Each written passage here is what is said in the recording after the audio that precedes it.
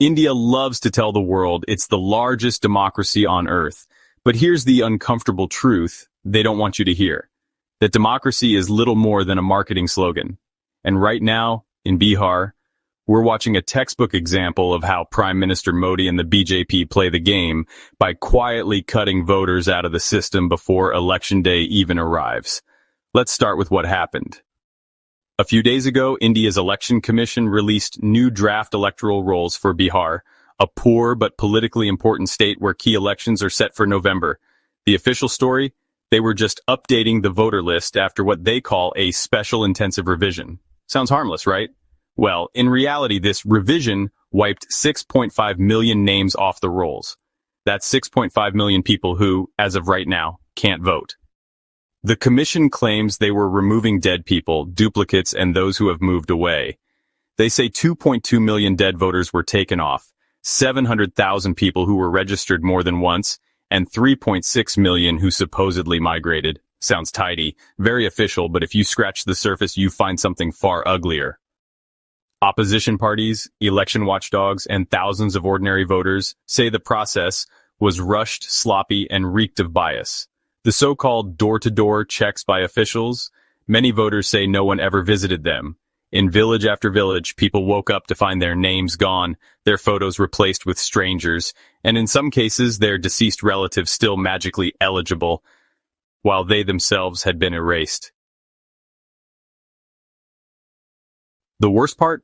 The pattern of deletions seems to hit Muslim-majority areas the hardest, especially in Bihar's border districts. Now, officially, there's no religious breakdown of the deletions. The commission hasn't published it, surprise, surprise, but independent reports have found unusually high numbers of names removed in places like Kishanganj, which happens to have the highest proportion of Muslims in the state. And this is where it gets political. Muslims in these districts rarely vote for Modi's BJP. Removing even a fraction of them from the rolls could swing close races. The opposition says this is exactly the point. Targeted voter suppression disguised as a bureaucratic update. The BJP denies it, of course. They say they're just cleaning up the list, removing illegal immigrants from Bangladesh and Myanmar, and making the elections fair. But come on, if you believe that's all it is, I've got a bridge to sell you. And this bridge actually lasts more than a few years, unlike many bridges in India that collapse after their first monsoon.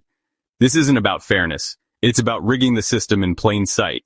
It's a clever trick. Don't stuff the ballot boxes. Just quietly make sure the people who don't vote for you never get a ballot in the first place. And here's the irony. India keeps calling itself the largest democracy in the world, yet its elections look more like a bad magic trick. In healthy democracies, say in the UK, the US, Germany, or France, voter rolls are updated in a clear, transparent way. There are checks, audits, and independent oversight.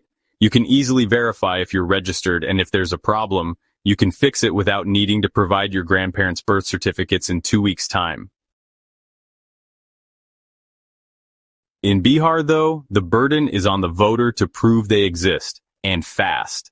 Many of those removed are poor, rural, and often migrant workers who can't just take a day off to hunt down old paperwork. The idea that a poor laborer should dig up documents proving their and their parents' citizenship within days is laughable. But in Modi's India, it's not a bug, it's a feature. This isn't the first time we've seen something like this.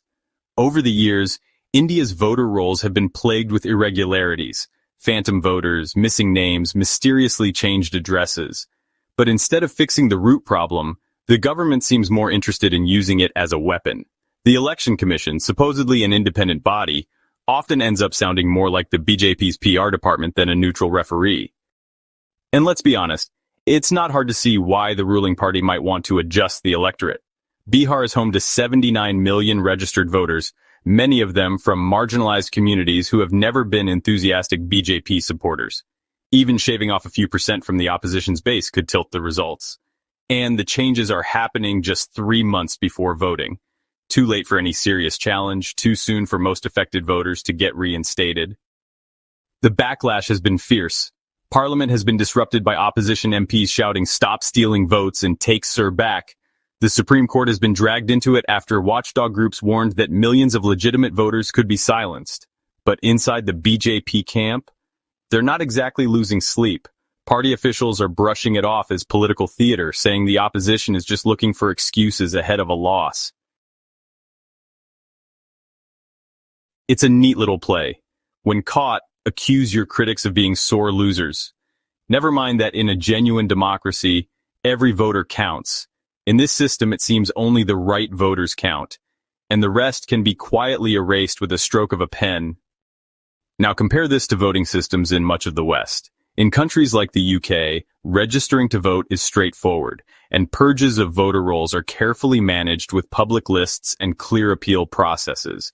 In the US, even with its own controversies, you can check your registration online, correct errors, and in many states, register right up to Election Day. The idea of deleting millions of voters 3 months before an election without public detailed justification would spark a national outrage, and heads would roll. In India, though, outrage comes and goes, but the machine rolls on. That's because the system isn't built to prevent this kind of abuse. It's built to allow it. The rules are loose, the oversight is weak, and the public trust in institutions like the Election Commission has been eroded for years. So when something like this happens, the damage is done before anyone can stop it. And this is what makes India's world's largest democracy claim ring hollow. Size doesn't equal quality. You can have 1 billion voters on paper, but if millions are being cut out without due process, what's the point? It's like bragging about having the biggest football stadium in the world when half the seats are blocked off for people you don't like. This isn't just a Bihar problem. The Election Commission has already said similar reviews will be carried out nationwide, covering nearly 1 billion voters. If the Bihar revision is the template, then buckle up, because we could see a nationwide voter purge in the name of accuracy just in time for the next general election. The saddest part is how normalized this has become. Ask many Indians and they'll shrug. This is just how politics works here. But voter suppression isn't just politics, it's the quiet dismantling of democracy. It's how you keep power without earning it. And when the people in power are the ones controlling the voter list, democracy stops being a contest. It becomes a performance. If India truly wanted to live up to its democratic image, it would strengthen its election systems, make the process transparent, and ensure no eligible voter is left behind. Instead, we get clumsy, partisan voter purges wrapped in official language. And the world mostly just nods along because it's easier to keep pretending that the largest democracy title means something. So next time you hear Modi or the BJP bragging about India's democracy, remember Bihar. Remember the millions of names wiped from the rolls. Remember the people who will walk to the polling station in November only to find their vote stolen before they even arrived. Because until India fixes this, all the speeches, slogans, and flag-waving in the world won't hide the truth. The world's largest democracy is running on empty. If you found this video insightful, then please like, comment, and subscribe. Thanks for watching.